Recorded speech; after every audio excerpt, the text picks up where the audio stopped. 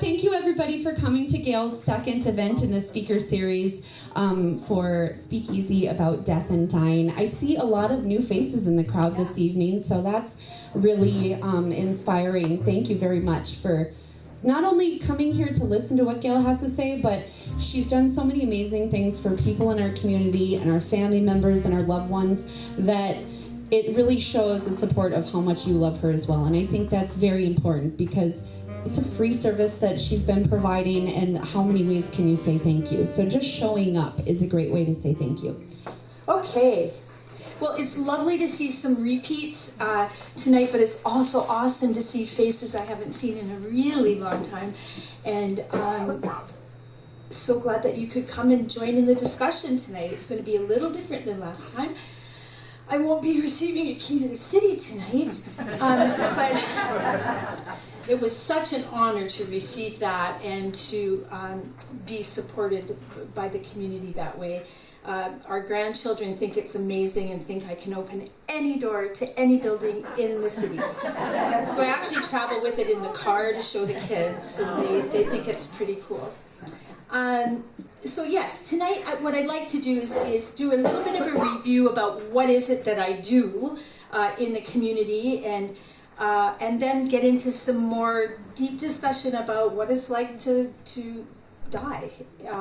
I know it's still even something when you can tell I say to die, because it's still such a taboo subject in our society to talk about, and I'm setting out to try to change that. That's my goal, is that it becomes more of a norm for us to be able to chat about it.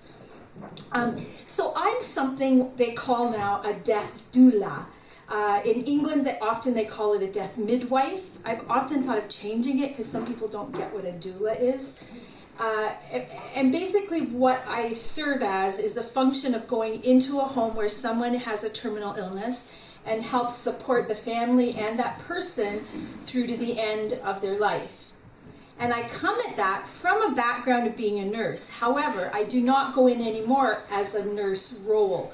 I'm there to help just support, educate the family on how they can give their medication to their person, how they can clean their person, keep their mouth moist, those kinds of caregiving pieces. And so I become a bit more like a coach to the family of someone who has an illness that they've chosen to stay home for and to do their dying at home. And I've been doing this work going on 20 years now.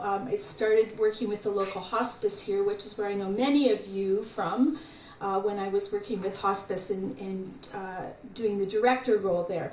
I did the same kind of function. I'd go in and help people in their homes. It's very similar to the work I continue to do today, except now I just do it privately and quietly. However, now I feel it's not quite so quiet. I was saying that to Deb, it's like, oh my God, the cat's out of the bag, and I'm okay with that because I really, in the last month since we did our first session, I've had 3 people come forward wanting to be trained as a doula. So I'm very excited and happy about that, and if there's anyone in the room after tonight who feels led to want to learn how to just do it, it's a great training and certainly a really good resource for our community. So, any questions about what I do? Okay, no? You're all good. Grandpa Magic here, he knows exactly what I do. So last time, at the end of the session, some people wrote questions and put them in a basket. And I thought tonight I could just address a few of those questions and give some answers so that people that asked them last time, even if they're not here tonight, can still see that we answered them on the YouTube channel when it comes out, when Darcy does her magic. One of the questions is, can you do a talk or something about doctors and nurses at hospitals and how they need further training? Ooh, that's a big question. Or whatever they put, to help families and patients deal with their terminal diagnosis. And I'm really happy to say that I personally have a good working relationship with most of the doctors in town. When hospice comes into a home, our organized hospice here in town, Dr. Crossley is the doctor who manages all the hospice patients who are admitted. A doula works with each individual's physician. So Dr. Crossley might not be that person. So it's really important for us to be working with each doctor in town to let them know what we're up to, and if I call you at 2 a.m, will you answer? That kind of thing, if we need some help. So Ellen and I are working on that as we speak, to do it with the Rainy Lake medical people, and hopefully we can do that with the Essentia doctors as well, locally. Okay, Lou. Sorry, it's time to turn the phones off. For attention. Anything for attention, yep. This one was, I don't know who it was, so again, why I would like to address it. My husband had a major heart attack at 57.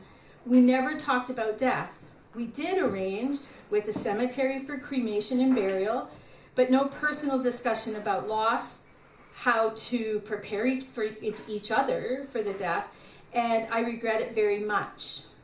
Now, my cousin's been diagnosed with cancer, and he and his wife can't stop crying.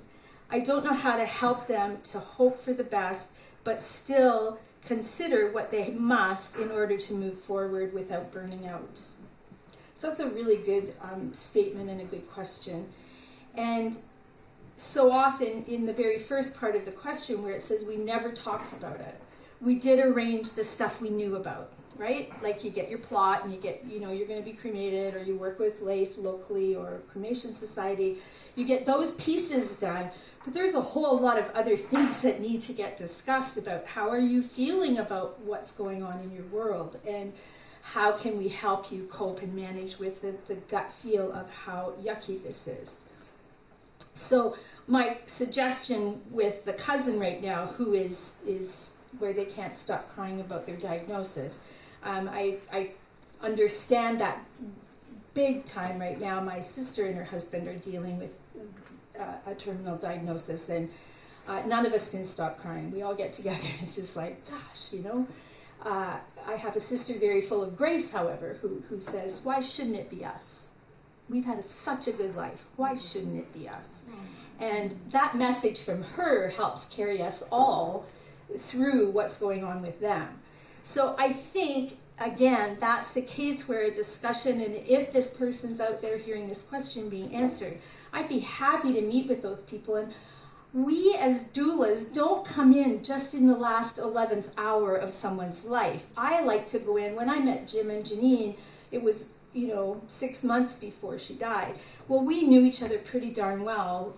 We could yell and laugh and cry and do stuff with each other that we might not have done if I just zoomed in the last minute. So I'd be very happy to meet with that family and help them maneuver and navigate that discussion for sure.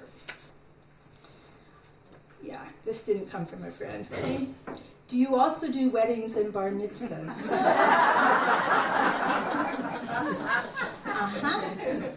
I did answer. I knew who that was, so I did phone her and say, yes, I'm available. Okay, and these were from a couple of young ladies from across the river in Canada.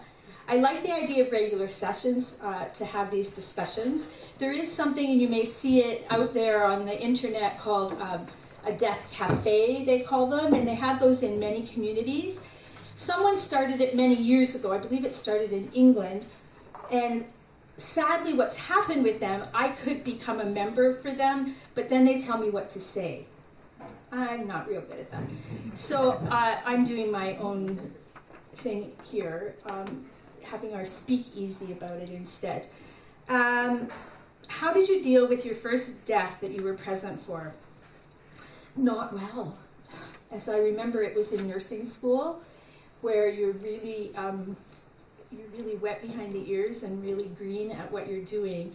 And I remember being with this man who was very tiny by the time he died, and being in awe of just watching how he disappeared, how the physical body was still there, but that man was not there anymore. So I think that first experience for me, and I cried. And he was alone, and I think I cried because he was alone. He didn't have family with him.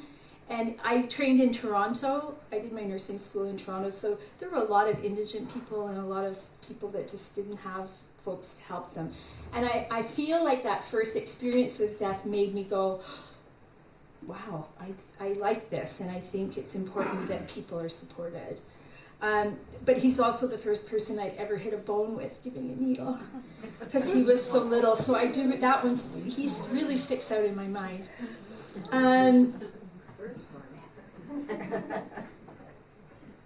Wow, what are your thoughts on death meditation?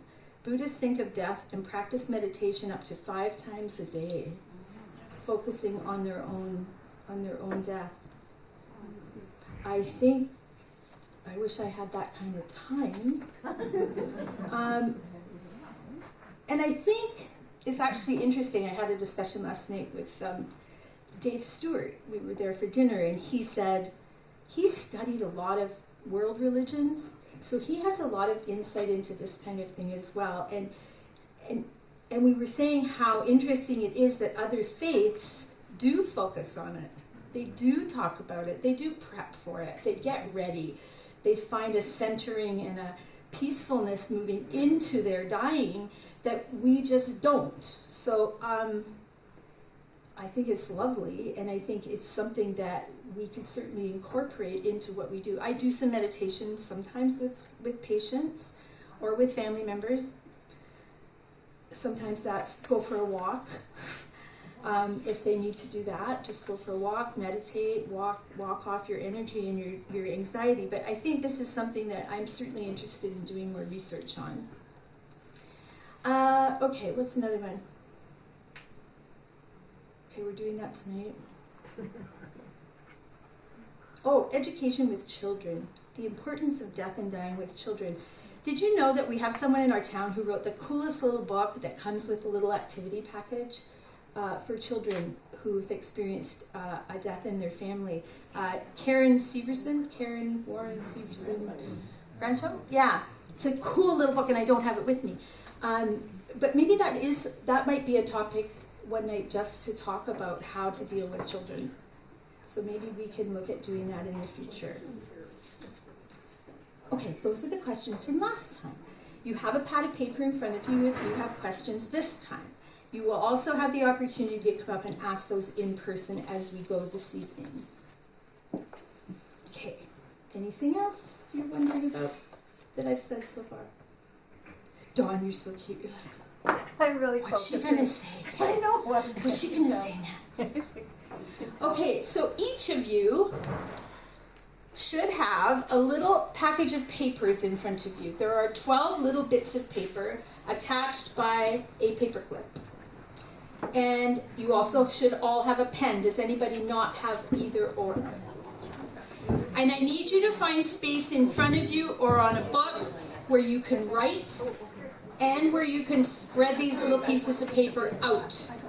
So I think we've got big books for you guys. Yep. You guys can share tables. If you need to put candles on the floor just to have more room, you're certainly welcome to do that. What we're going to do tonight is experience what it's like to die. I've done this with hundreds of people before in settings not quite so comfy as this, but in classroom settings. And I think it's a way for us to understand what it's like to let ourselves die, and also to stimulate your thinking, to stimulate your questions, etc. So I'm going to follow what I wrote today, and you're going to do what I tell you. Which I like. So here's what I want you to do. Now, for those watching at home, if you want to take a moment to grab, it doesn't have to be pretty little pieces of paper, 12 little pieces of paper and a pen. You can follow along with us doing this exercise at home as well. So I'm going to take a sip, give you a minute to grab 12 pieces of paper at home. And if you have your papers in front of you, here's what I want you to do. On first 3 pieces of paper, I want you to write 3 people in your life who are very dear to you. 1 name per piece of paper. Only 3. If you have 4 kids, you're in trouble. Would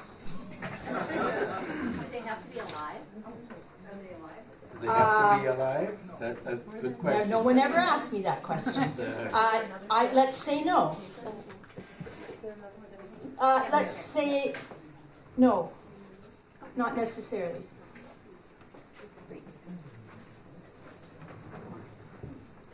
Can we turn the lights up a little bit? I don't know. I don't know if I think they turn fully on, which would be fine, I think, just for the sake of doing this. Yeah, if the one's in the back, I think people can see kind of up here, right?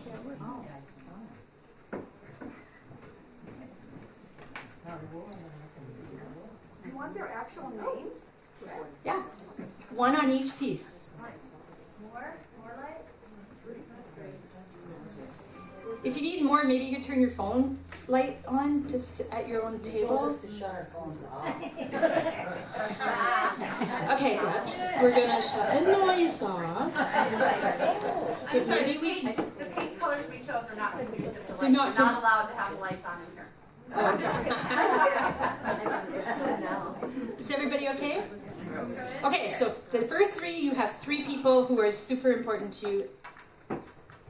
Next 3, 1, 2, 3, things that you own that you regard as special and that you worked very hard for.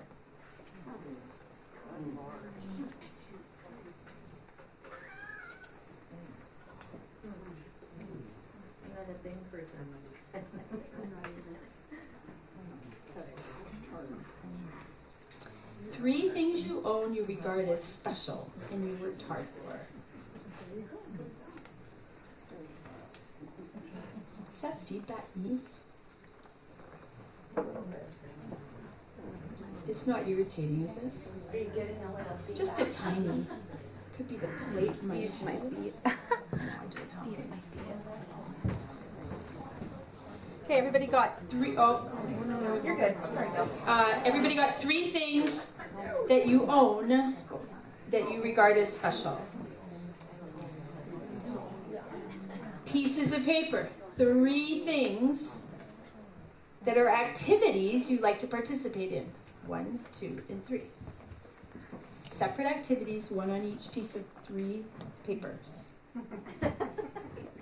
Participate in? Things you like to do. Fishing, hunting, swimming, reading, sleeping. 3 things you like to do. And I'm not going to ask you what they are. Wordle, yeah. Or that new one, My age, connection. I gotta figure out 3 things I can do. Well, getting out of bed. That's a good one, Joe. Yeah, that's the first There you go.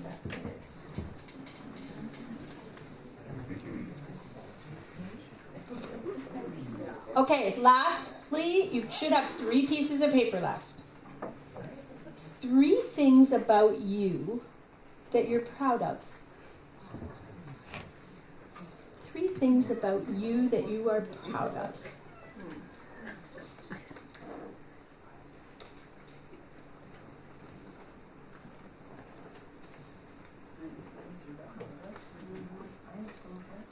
I come up at like the quietest time. Yeah, we do. When I'm not talking at all. Okay, when you've got your 12 pieces of paper filled in, I'd like you to lay them all out so you can see each one of them in front of you.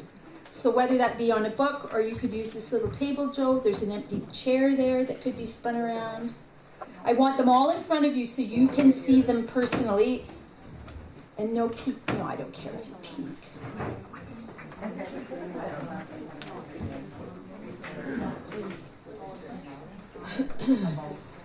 Lay them all out in front of you, Joe. Oh, you got one more to go. Okay. Huh? That last one. The last one was tough. 3 things about you that you're proud of. 3 attributes you have. That's a hard one for people to do. We're not real good at looking inward and going, oh, I kind of do that pretty well. We tend to be a little more humble than that.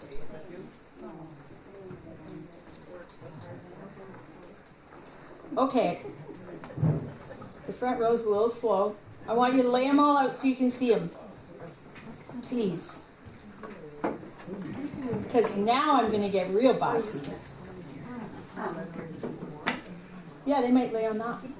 Friday night yet? That's what I like going to school. This is like going to school. This is Sunday So we night. start We're going to school on Sunday night. Oh. Okay, get them in front so you can read them yourselves. I want you to get as comfortable in your chair as you can, okay? So you're just relaxed, as comfy as you can.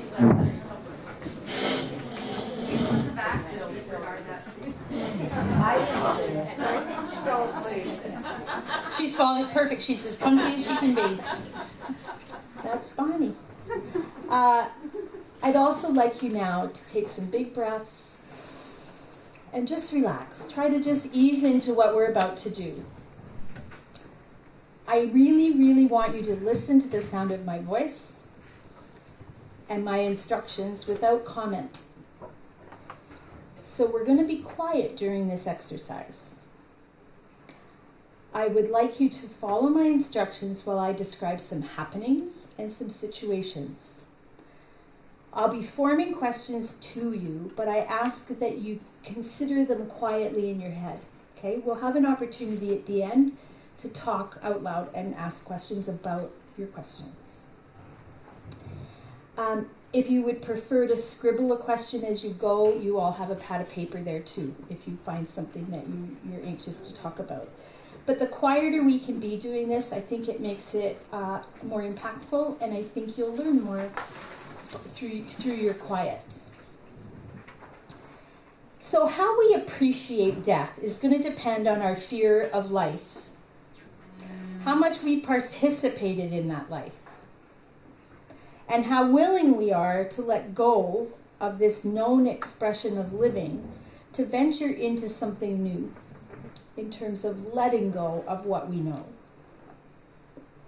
Fear and unfinished business are two big factors in determining how much we put resistance into leaving and into dying.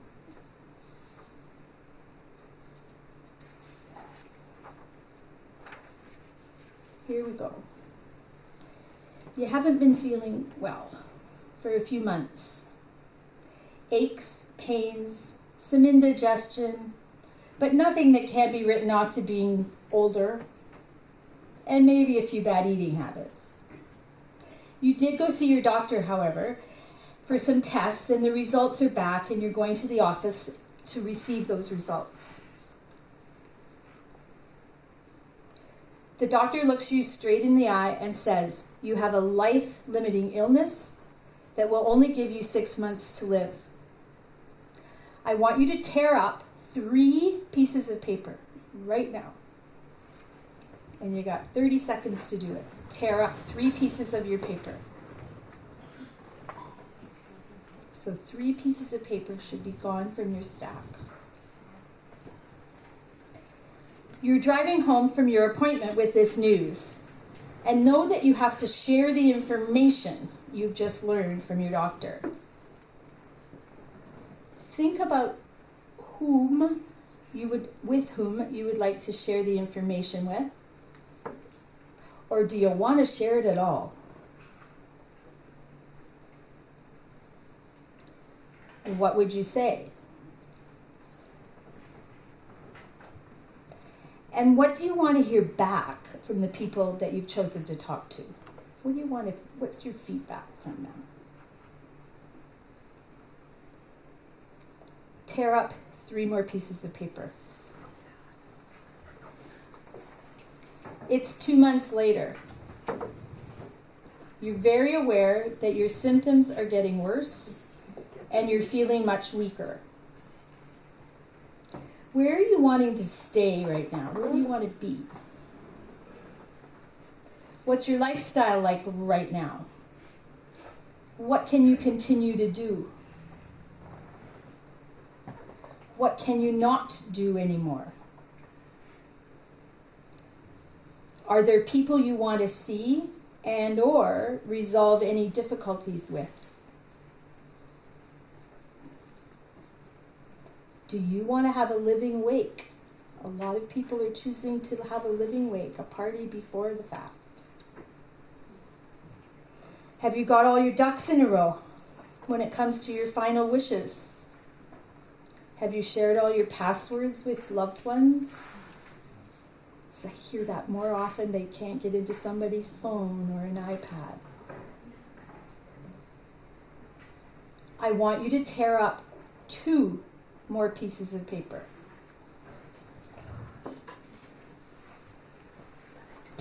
Each person approaches death in their own way, and death comes in its own time and in its own way. It's as unique as the individual who is experiencing it.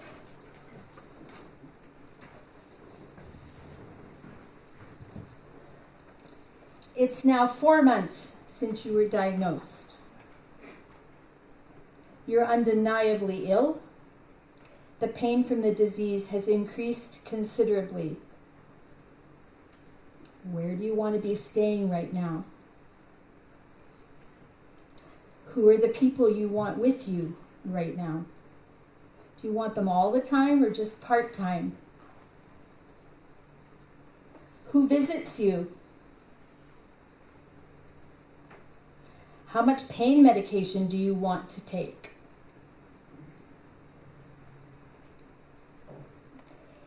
If you could exercise the right to die right now, would you?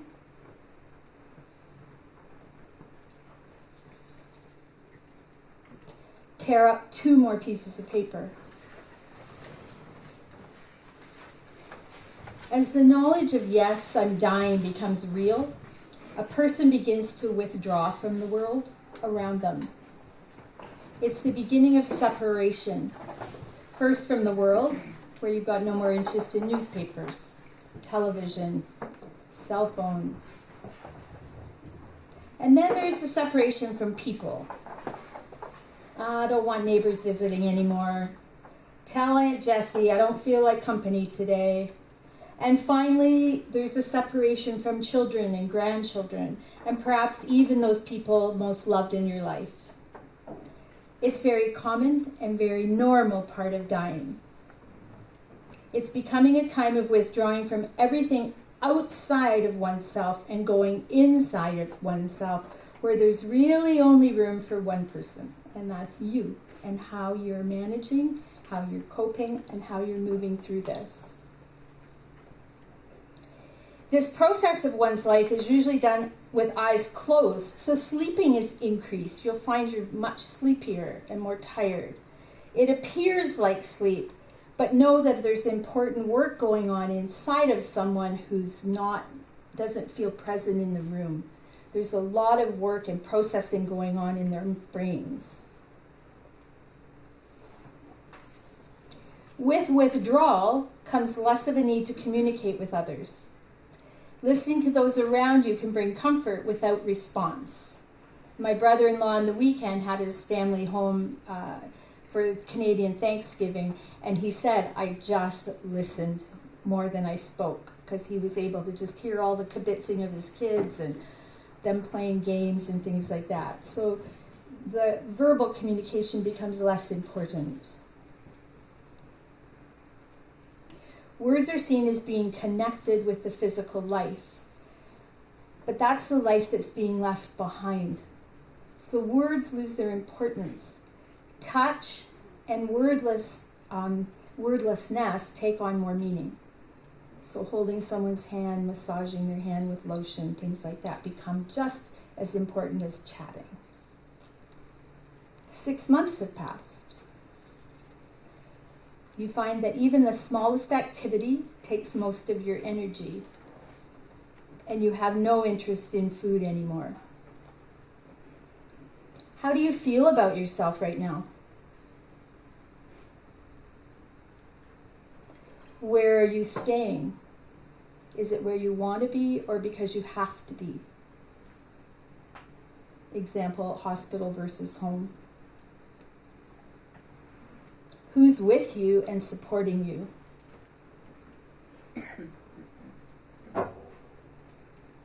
I want you to take your last 2 pieces of paper and flip them over so you can't see them, but I can. Just flip them over, How can you see it? because I'm looking. I'm magic. Okay.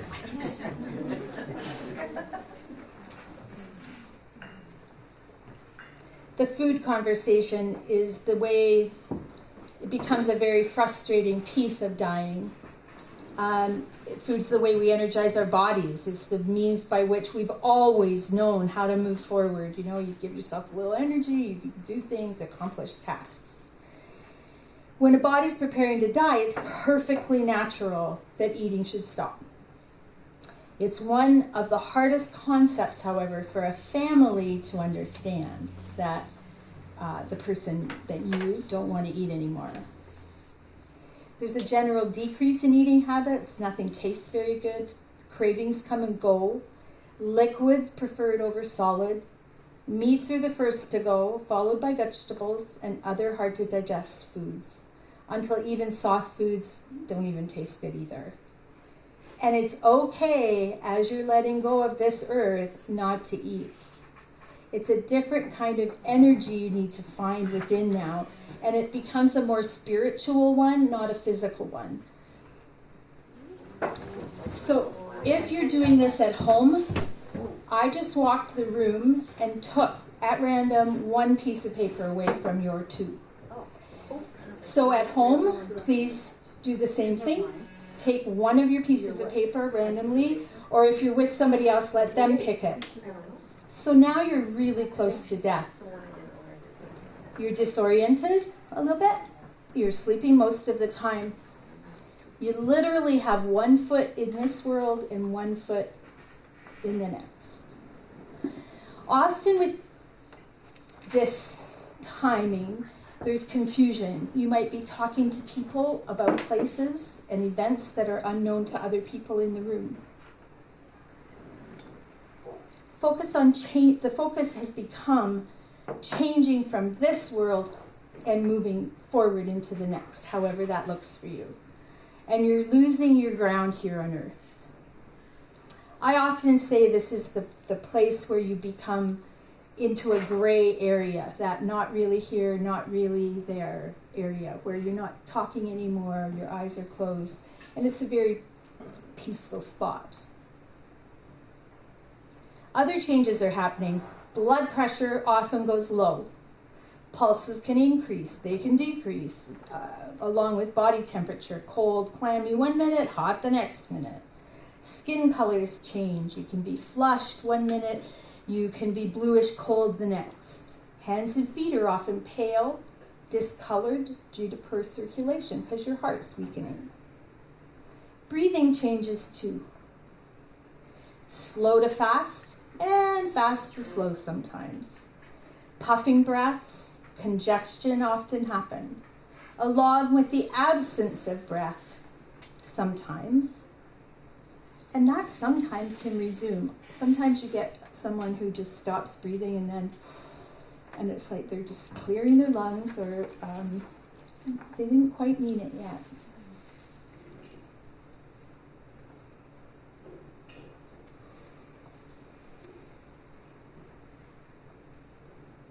I want you to tear up your last piece of paper,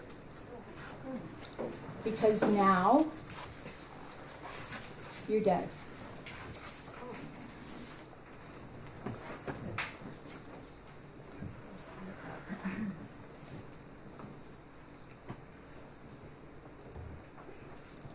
The separation of what we know and experience in life becomes complete when we stop breathing. The physical body becomes empty. The owner is no longer in need of a heavy, non-functioning vehicle. They have entered a new space, a new city, a new life.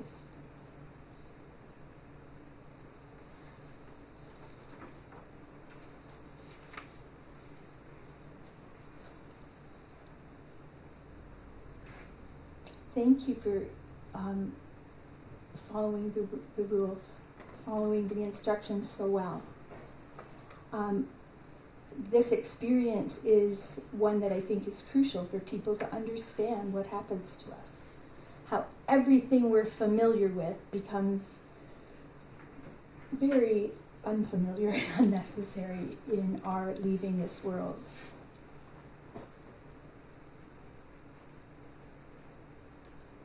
So I'm curious what issues arose for you as we did this. Like when you were told you had a life-limiting illness, can you share the first feel or response you had? Physically, emotionally, mentally?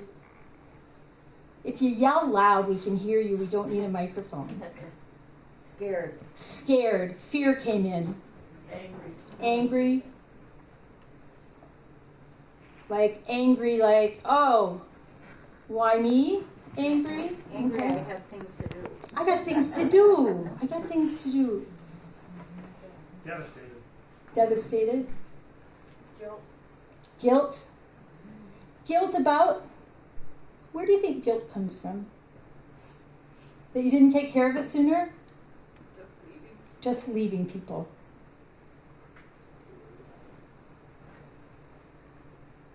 Sad. Sad, yep. What came up for you when you had to go tell somebody else?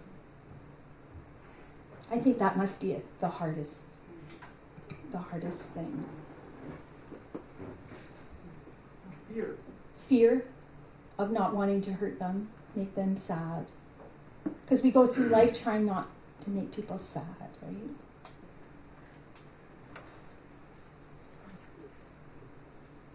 Anybody else? Pain. It was painful to have to go talk to others. Was there anybody that felt like, you know what, I think I'm not going to say anything? Okay? A lot of people get, yeah, both of you. Like, I'm not going to say anything. I'm just going to let this take its course, and nobody needs to know. We don't need an ad in the newspaper, right? And I've said it already. Everybody approaches it so differently. Like, I have never died, so I'm only speaking now from education and from working with others who have. But I honestly can't say if I would be a pull the covers up and give me the pills, please, I want to stay medicated. Or would I be, I want to buy a ticket and travel around the world for 6 months? I don't know, because I haven't faced that yet. But it's something I think we all deal with differently, and we should consider. What would I be like? I guess if I felt good enough, I might buy a ticket to go around the world. Or maybe I just want to go sit on my island and have people come to me. I don't know. But it is something to think about. It's something to consider, because it's going to happen to each of us. What was the gut feel or the heart feel when I said you're getting sicker? You're starting to feel sicker. The pain's getting worse. Who's going to take care of me? Who's going to take care of me? Burden. I don't want to be a burden. I'm going to be a burden. I don't want to be a burden. Loss. I don't like medication. You don't like medication. That was a thought, because my body doesn't do well with that. Okay. I don't want to be in any pain. But yeah, I don't do well with medication, but I don't want to be in any pain. So that's where having someone involved in your world to help you navigate those issues is so important. Because often we can do management of pain and anxiety during dying with things like THC now, things like that, versus the heavy duty morphines and the opioids, which a lot of people don't do very well with. But we do have a good handle on managing it if we can get the meds into people and they're open to being comfortable.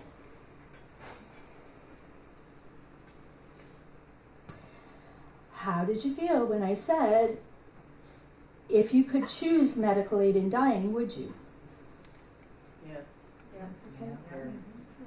You know, 73% of Minnesotans approve of medical aid in dying, and yet it's not passed in our state yet. So that is something that I would like to do in a further evening discussion where we can talk about that and that move to have it become law for Minnesota. We hope to have that passed in 2024. There is a bill written. It's just getting the support of our representatives. And locally, House Child is very supportive of what we're doing, and Mr. Sprava is not. So we kind of find ourselves in a bit of a wash when it comes to our local representatives. However, the more voices we can have in support of this action, and I'm super willing to have an open discussion about it because I know there's lots of people who don't agree with it. And I welcome that discussion. Actually, maybe what we need to do is find someone who isn't about it and have some debate and have some good discussion about it. What were the easiest pieces of paper to tear up? Things. Things. And the toughest? People. Absolutely. How did you feel when I went around and randomly grabbed one of your people? Because I'm assuming most of you had people left. Out of control. Did you want to stop me from taking the one I did? I took the wrong one. And you know, I believe you were one of many in the room who put them stacked. So I've done this enough now to know that the one on the bottom is the one you want to grab.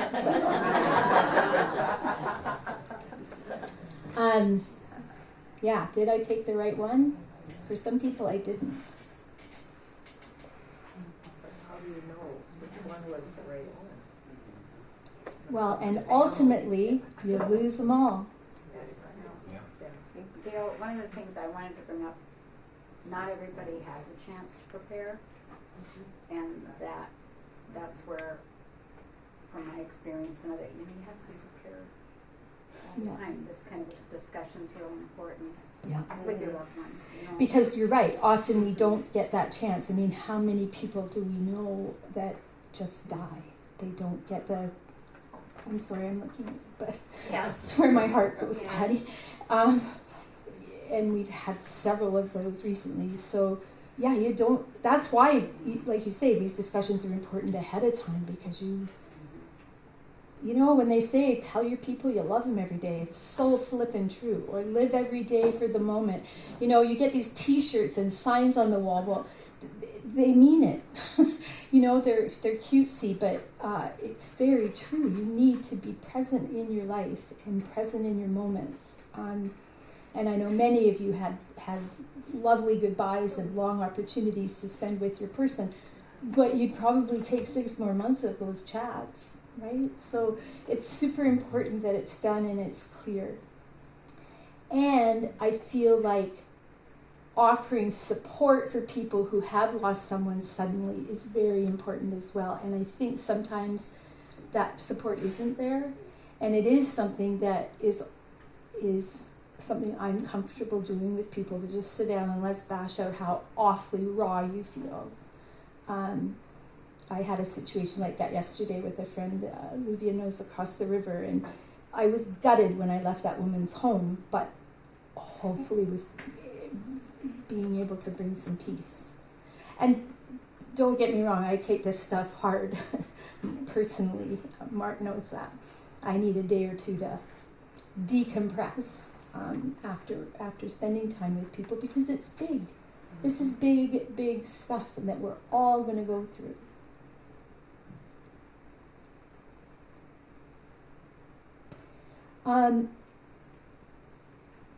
How did you feel tearing up your last piece of paper? And then I said your dad. That was goodbye. The end. It was easier than the early paper. It was easier to tear the last one than when I took one, Yeah.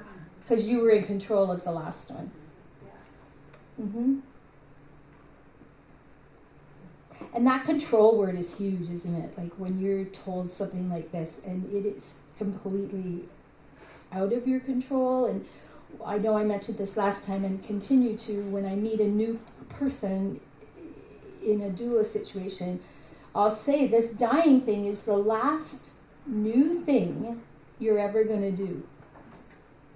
So how would you like it to go? And that's where people will say, well, I think I want to have a party. I think I want to invite people down to the Salty Jester and eat pizza and have great drinks. Didn't somebody recently do that in Rainier? I don't know the woman, but I think they did I'm going to die someday and I want to have a party now. And a lot of people are starting to do that. Or while they feel well enough, they're encouraging people to come forward. A lot of people start writing their own obituaries. Yes. Which is nice to see. It is really nice to see. Joni wrote hers, right? My Jo, wife, your she wife? just did that. Yeah. I had to rip the house And apart. Janine wrote hers. Oh, she didn't leave it easily found. It was in a note. She Okay. had told my daughter-in-law, but she didn't tell me. Oh, she was keeping Okay, it so secret. anyways, my daughter-in-law, we ripped the house apart, they couldn't find it. She says, she's been fooling around on the iPad. And it was She in. said, you're addicted to that iPad. Get off there. You got nothing better to do. Go cook. Anyways, we go on the iPad and it was there. Good. Okay, beautiful. That was there. That's why I'm listening to all this stuff. I own this. I've gotten rid of everything I've owned, and I've done it for a long time. Mm-hmm. Not I. We. My wife and I. Yeah. Because as you're talking, death to me is nothing. My wife said it's nothing. The poor people that were leaving here to grieve. I gotta leave my grandkids. I gotta leave my kids. To me, that's gonna be the hardest thing in the world. Yeah. Death is nothing. I held her hand till March 1st, 12:30. She squeezed my hand and she gagged. And I said, son, she just died. And he said, yes, Dad. That was there. But death, is hard. But not as hard as leaving the people. And she said that. And she kept saying to me, go help somebody. You've helped me all my life.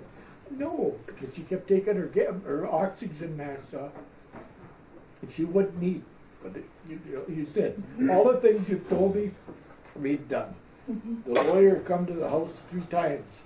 You can't be doing this. You're giving everything away. I says, Watch me. you Watch are me not give getting everything. another penny out of me. It's all gone. Yeah. And what's left there, the grandkids get it. Well, yeah, and you do know, start to recognize That, what and the so I feel fortunate. I mean, mind you, I didn't do this when I was 50 years old, because I was going to the border bar then. And I didn't get killed when I got home, luckily. But you do that early enough. The hardest thing I feel with people is getting rid of things and trusting the people they have to give it to. But you can't take it with you, so what they do with it, which is another wall sign, right? What? You can't take it with you. You is another can't sign take it you with see you. on And the like I wall. said, the government's got enough, the lawyers have got enough. I worked hard for what I got, here's what you can get. But like I said, the hardest thing is leaving. Like I said, 3 months. And Joe, I think, I know this because it happens, that we mentioned this briefly last time too, where we, the dying, have to say goodbye to absolutely everything that's familiar on our little pieces of paper. Everything. The smell of bacon, like my sister likes to point out, this one I use a lot. Everything we love, everything we care about. We bust our humps all these years to make memories and travel and do all this. It all goes away. Yeah. So it's prioritizing and making sure that as you live every day, you're doing it for the best you can with the people you love. But we, the people saying goodbye to the person who's sick, are saying goodbye to that soul that we know and love, but we still have all our stuff. We still have our lives going. So that's where that separation comes, when people get more quiet, more pondering. I hear people go backwards a little bit, where they go, "Oh, I'm going to feed the chickens now," because they grew up on a farm, or they They reminisce about the good old days. They talk to people. You know, and I mean, there's a whole other night of conversation, right? Like, what happens after we die? Where do we go? Woof, that's a big one, and it's huge, right? Yeah. But my faith in what's to come, and my lack of fear of dying, because of what I've witnessed, is there's a comfort at the end of life that I don't witness in life, where people will talk to a parent that's already gone, years gone, but they're there waiting for them. I walked in and one lady's like, "Oh, Mom, I'm not ready to go yet." She's 80 something, but her mom's at the end of her bed telling her, "Come on, it's okay." So that gives me a lot of peace and comfort as I witness that in other people, that there is something beyond. Story, Gale. My wife was 3 months. She said very little to me. But one night at 3 o'clock in the morning, she woke up, she looked at me and she says, "I just talked to my mom and dad and Marty." And that's the last words, Love it. you know. And, you know, And she's not BSing. Like, I mean, it You know, happens. no, well- People, and whether it's conjured as a comfort, I don't know Yeah, until I get yeah. there on my own. But I've seen it way too many times to not believe that people don't see forward and see and gain that comfort. What was the point for you during this experience this evening where it stopped being just a game? Where it started to feel like something? Like halfway? When you started having us take things away. When you have to start taking things away. Then it was like, ooh, I liked my 12 little pieces of paper. Well, it's really hard. The people one is really hard. Like, I remember doing this once with a young woman who had 4 children and a husband. She's like, how do I pick 3? Well, gotta. But it shows how refined we get in leaving, how everything gets littler and smaller.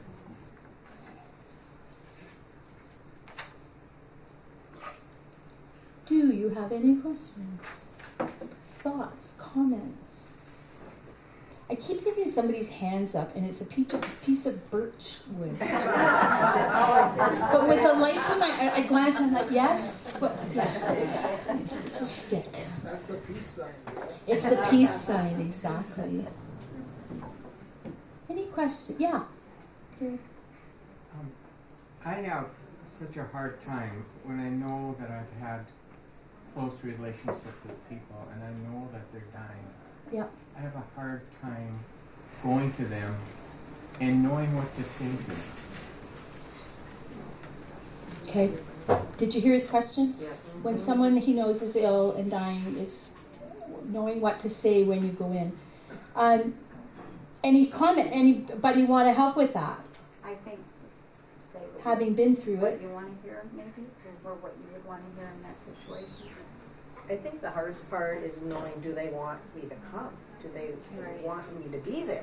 Well, and then Or am there's I some people that are in interfering? denial. Yeah, Ask they don't them. even want to talk Yeah. about the how they are going Yeah. in that journey thing. Yeah. But I guess that you approach it that's how I would approach it, is Yeah. what I would want to hear, or what I would want. And I tend to, because I'll hear, not necessarily to go be a doula for somebody, but just in the community you hear when somebody's ill or, to make a phone call to the family or to that person and say, I heard a rumor that you're sick. Would you like some company? Can I come and visit? And the other thing I say, if you do that, keep your visit short. And I think that's an easier entrance to go visit with someone, to say, I'm going to come and I want to give you 15 minutes of my time because I don't want to tire you out, but I really want to touch base with you. And many a home I will tell people, not yours because it was impossible, to say, set a timer for 15 minutes when somebody comes in, or 20 minutes, and say, this is all we can handle today is a 20-minute visit. And the dinger goes off, and it gives you that permission then to go, because often it's hard to get in the room and then extricate yourself from the room because you want to just keep going. I think, I have mixed feelings about the words "I'm sorry," because I use it, and I know sometimes you're told, "Oh, don't use the word I'm so sorry that this happened to you," and yet I can't find another word that replaces "I'm sorry," because I am sorry if someone's really sick and dying, or someone has died. But for those of you who've been through death, do you not like to hear "I'm sorry"? I don't know. No? Did it bug you?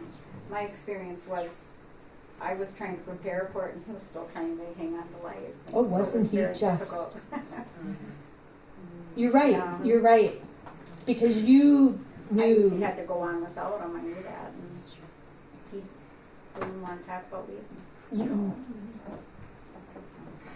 Gale, we have some ladies back here that would like to ask us. Yes, please. One thing, my husband, he passed away 7 years ago, Right. and one thing he didn't want all the people that came to see him to say is, "How you doing?" Right. Please. How are you So doing? I would meet them at the door and say, talk about something happy, talk about a good memory, talk about something positive. Thanks. We all know how he's doing. Yeah, not well. Yeah. How are you feeling? Yeah, that's it. How are you feeling? And you don't want to I'm keep feeling repeating crappy. it over and over That's- and over. Yeah. And I always try, when I leave someone who is on that journey, I will say, stay peaceful. Instead of goodbye, or oh no, what do we always say? Oh, I'll see you later. That's not a good one. I'll see you later. Because in that person's head, they're like, maybe not. Another question back there, girls? Ladies? No, I was just trying to help her get You're always so I helpful. do have something. Yeah. This is about the opposite. I had a close family person that was terminal, and the friends went away because they were scared, I think, or whatever it is. Anxious about going and to I see. think it just, and it was hurtful to that person. Mm-hmm. So I think it's good for me anyway, to remember that you have to get out of your comfort zone if you love that person. You know, be Yeah. there for them.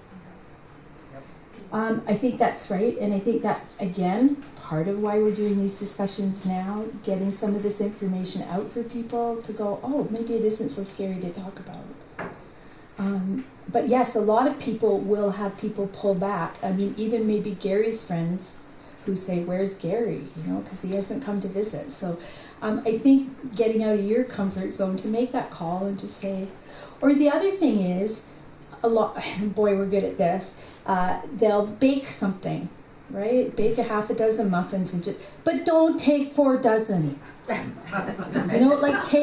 Or you cook a great meal and you've got a little bit of leftover, and you just take that, and you're doing that maybe for the partner of that person, not necessarily the sick person, but where you're not inundating people with stuff, but you're just taking a small gift to say, hey, I just want to drop this off. I know this must be a hard time. So that's another entryway in. How many of you, and I know one person in the room that feels this way, don't really like to see someone as they're dying? They want to remember them the way they were.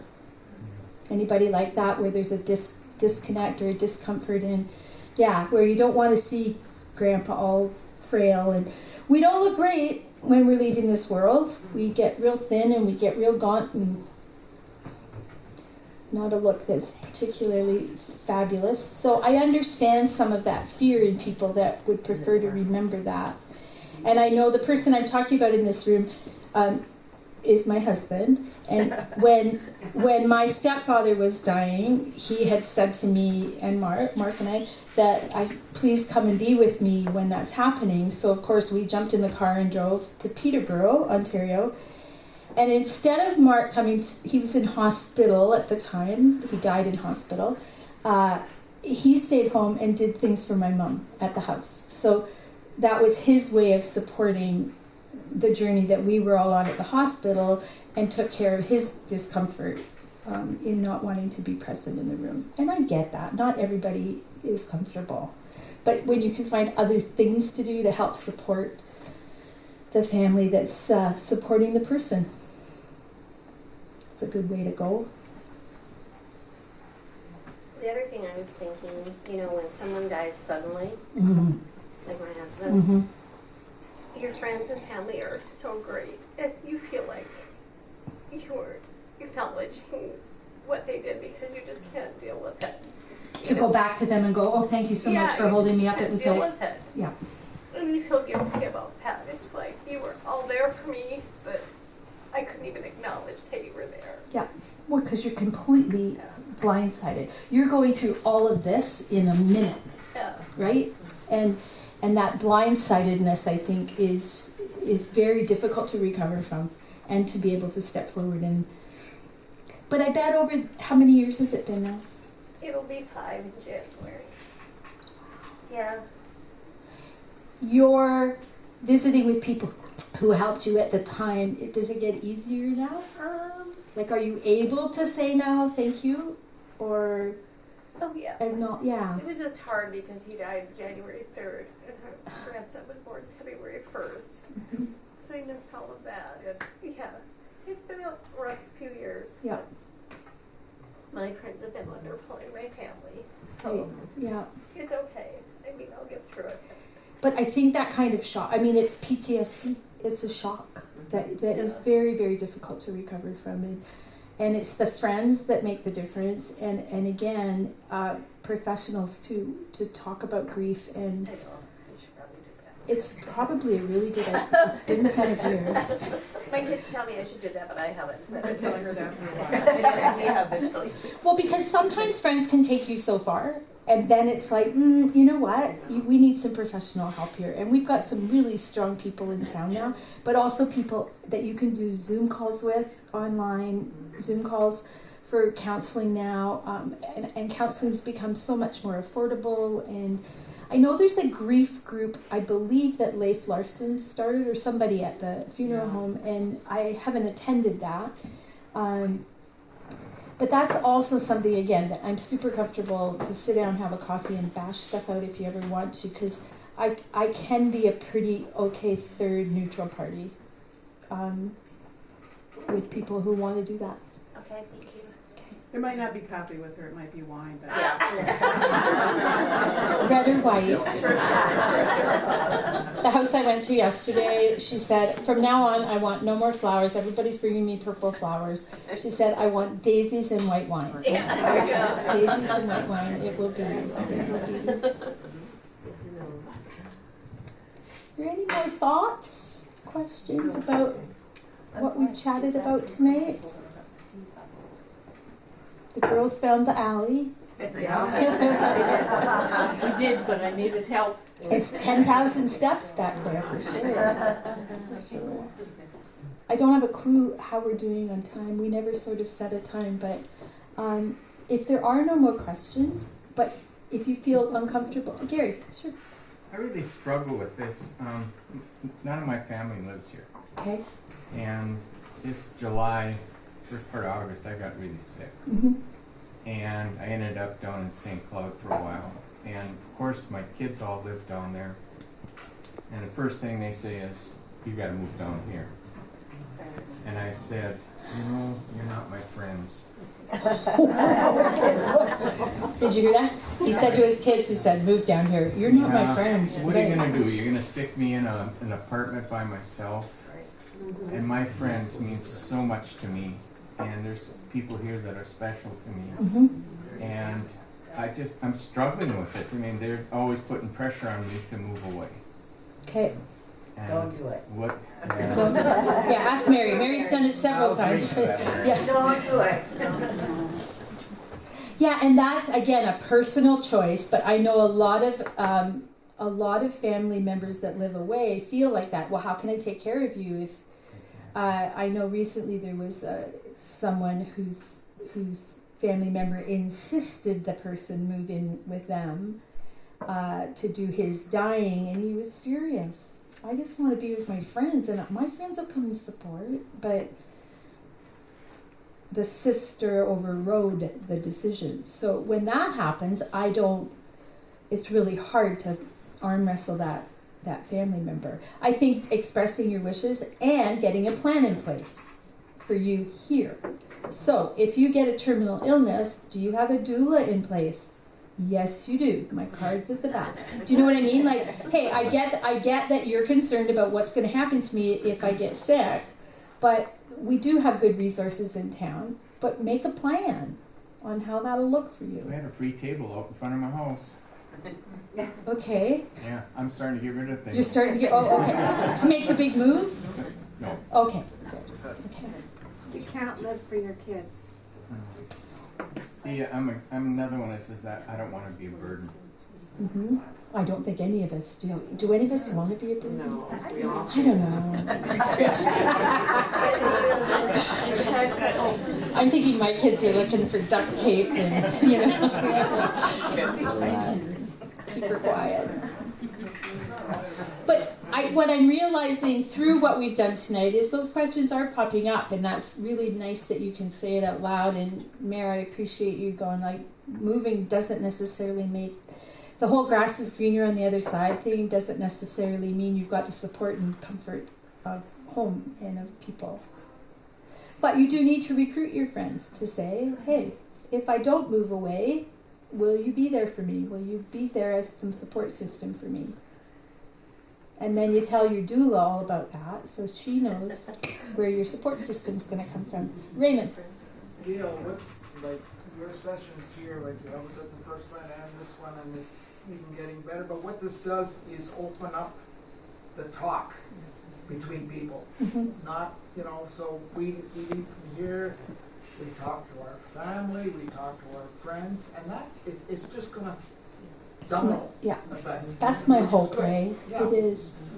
And I've been really tickled with the numbers of calls I've had or texts from people saying, I can't believe the chat I got into after your talk, or when I got home, and that's my goal. And I appreciate all the input from everyone a lot. It's a subject that people have to talk about, not hide. And in the if Rayanne will continue to let us meet here now and again. I had thought in December if we did one. I have a box full of advanced directives for Minnesota, and maybe I can get some for Canada. But if you haven't filled in your advanced directive on what do you want to be kept alive on machinery, who do you want your person to be, maybe do a night of, here's your blank form, whether you sit and fill it in, but we could go through it all and talk about what's in there. For instance, there is a spot now for us if you're diagnosed with dementia, where if you've got the diagnosis, you can write in and say, when I get to the place and I can't remember what, I don't, so-and-so, let's say, or my name, I want food and water to be taken out of my existence. And that will end your life. Right now in the state, that's the only way to end your own life, legally, to just stop eating and drinking. But no care. You can. My wife signed that. No emergency resuscitation and things like that. But there's also other pieces to that. I've never heard of no food. Yeah. I'll be mad. Well, no. Look at you. If my kids do that, I would be mad at them. See, Joe's not dying anytime soon. But it's true, right? That's what we live for. We wake up in the morning. What am I gonna eat? Every year I stayed there for 5 days. They kicked me out because I was feeding her. She looked at me and, that's good. She said, she wasn't spitting it out as long as I fed her, and it was good. But often I will tell people to. Remember I said it a little while ago that families have the toughest time with the no food thing. I was like, really? I think I mentioned it last time, but the family I went into, and it was like 6 lemon pies, and they were shoveling, lemon pie in the poor guy, and not necessary. But I'll tell people to buy the Billy Bee honey. You know the honey in the little bear, and it's got a pointy thing? You cut the end off, you can give a little bit of sustenance with that, and it tastes good and feels good, makes you feel better. You don't have to force the food down them, but like in the hospital or in them places, to sit and feed the people Yeah. a little bit, you know, that takes up a lot of time. Yeah. You know, I mean, And we get to a place where we offer food, but if the person chooses not to eat it, we don't force it at all. where's that? When someone's dying, we don't force them to eat. Yeah, well, But if they say, I want a milkshake, absolutely we'll go. I had an aunt here that was dying, Mm-hmm. and she wanted an ice cream cone, Darn right. okay, in the hospital, and they said no because she was diabetic.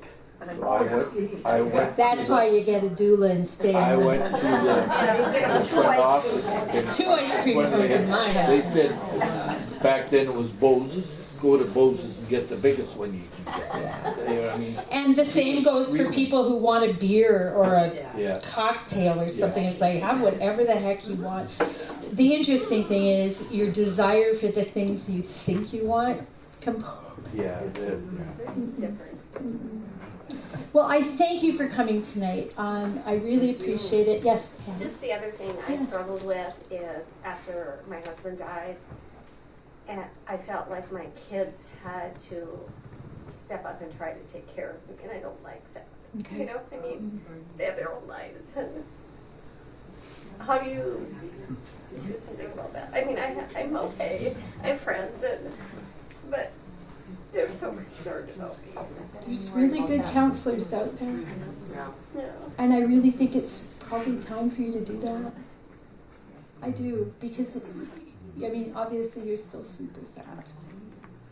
And I'm not saying you're going to get happy tomorrow, but, No, I know. you know, no, I just think it helps to talk to somebody that isn't family and isn't a friend, Right. that's a professional that can just help frame the questions to you that will help you bust through it. Because you don't get over something like that, you get through it. But I feel like you're maybe mired in it a little to find the way through. No, and it's okay, it happens. Yes, ma'am. Support groups can be really specific too. I know we had some friends at the lake who recently lost a daughter to a drug overdose. And everybody's like, what do we do? And we've suggested counseling, and it's like, no, that's not for us. And one of the other neighbors said her daughter actually runs a support group for kids whose siblings have cancer.